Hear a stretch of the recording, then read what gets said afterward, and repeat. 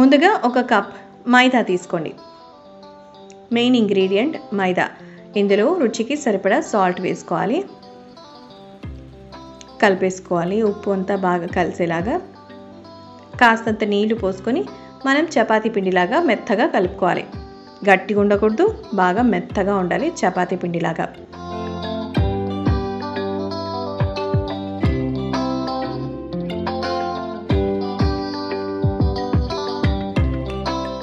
So ఇది బాగా కలిపేసుకొని మ్యారినేట్ చేసేదానికి కాసేపు అలా దూరంగా పెట్టేసేయాలి. ఇప్పుడు ఒక ప్యాన్ తీసుకొని కాస్తంత ఆయిల్, ఒక 3 నుంచి 4 టేబుల్ స్పూన్ల ఆయిల్ వేసుకొని వెల్లుల్లిపాయ ముక్కలు వేసి ఫ్రై చేసుకోవాలి. వెల్లుల్లిపాయ ముక్కలు చిన్నగా తరిగి వేసాను, అవి కూడా వేగుతుండగానే తరిగిన అల్లపు ముక్కలు ఇవి కూడా వేసి బాగా వేయించుకోవాలి. సో మనకి ఎప్పుడు ఫ్లేమ్ అనేది చైనీస్ ఐటమ్ చేసేటప్పుడు హైలోనే ఉండాలి. అలాగే తరిగిన పచ్చిమిర్చి ముక్కలు, ఒక 5 పచ్చిమిర్చి తీసుకొని సన్నగా తరిగి వేసుకున్నాను. అలాగే తరిగిన ఉల్లిపాయలు, ఒక ఉల్లిపాయ తీసుకొని చిన్నగా తరిగి అది కూడా వేసి కలిపేసుకున్నాం. ఇప్పుడు ఇందులో ఇంకా వెజిటేరియన్ ఐటమ్స్ని మనం మిక్స్ చేయాలి.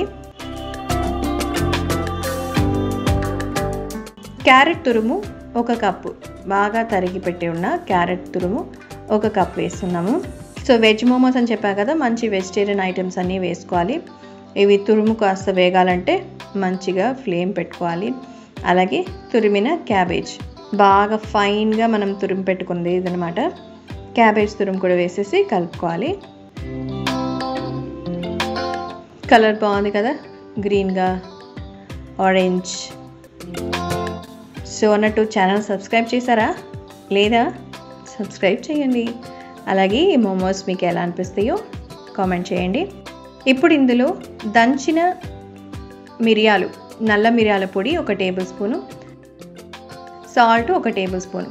మిరియాల పొడి వేయటం వల్ల మంచి ఘాట్ వస్తుంది, అంటే మనకు తినేటప్పుడు ఒక స్పెషల్ టేస్ట్ ఫ్లేవర్ వస్తుంది. అండ్ మిరియాలు గుడ్ ఫర్ హెల్త్. అలాగే సోయా సాస్ 1 టేబుల్ స్పూన్. చెప్పాను కాబట్టి ఇది ఇండో చైనీస్ రెసిపీ అని, సాసెస్ అనేది ఇంపార్టెంట్. 1 టేబుల్ స్పూన్ వేస్తే చాలు, సోయా సాస్ ఎక్కువ వేయకూడదు, చేదు వచ్చేస్తుంది. సో మొత్తం మసాలాలన్నీ వేసేసి మనం ఈ వెజ్ అంటే క్యాబేజీను క్యారెట్ ఉడకాలి కదా, ఉడికిపోయింది, తీసి పక్కన పెట్టుకోండి. ఇదిగో ఇప్పుడు మనం మైదా ముద్దలు చిన్న చిన్న బాల్స్గా తీసుకొని మనం వీటిని ఒక చపాతీ లాగా మనం తయారు చేసుకోవాలి.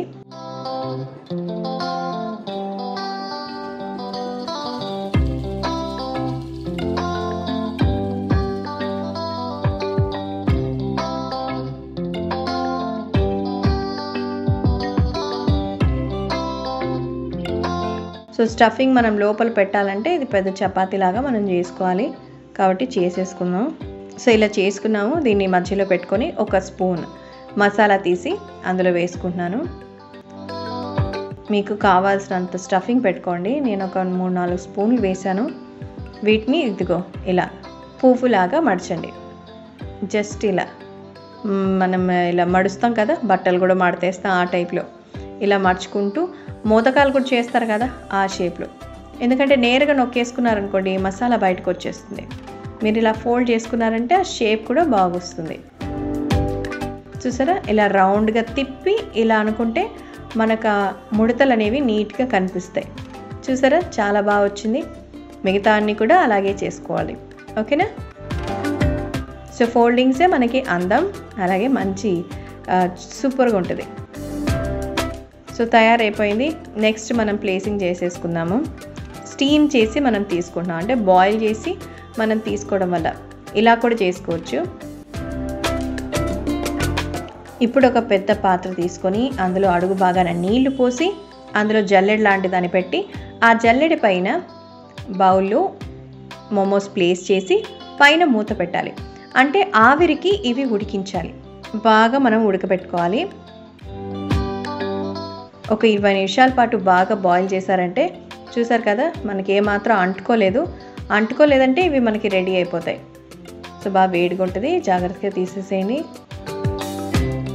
సో వేడి వేడి వెజ్ మోమోస్ తయారైపోయింది. ఎంత టేస్టీగా ఉంటాయంటే అస్సలు మీకు చెప్పనవసరం లేదు, మీరు టేస్ట్ చేశారంటే ఫ్లాట్ అయిపోతారంతే. చూసారా, కాస్త వేడిగా ఉన్నాయి, కొరికి తింటే అద్భుతంగా ఉంటుంది. కాబట్టి వేడి తగ్గిన తర్వాత ట్రై చేయండి.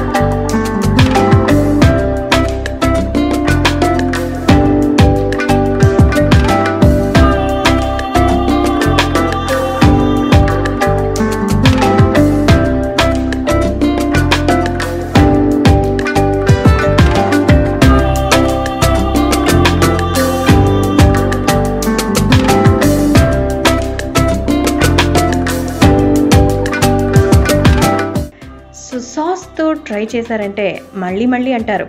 వెజ్ మోమోస్ తప్పకుండా ట్రై చేస్తారు కదా. Thank you so much for watching. See you on next video.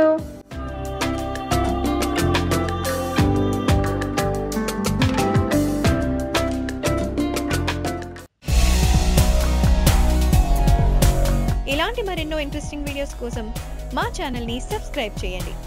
See you on next video.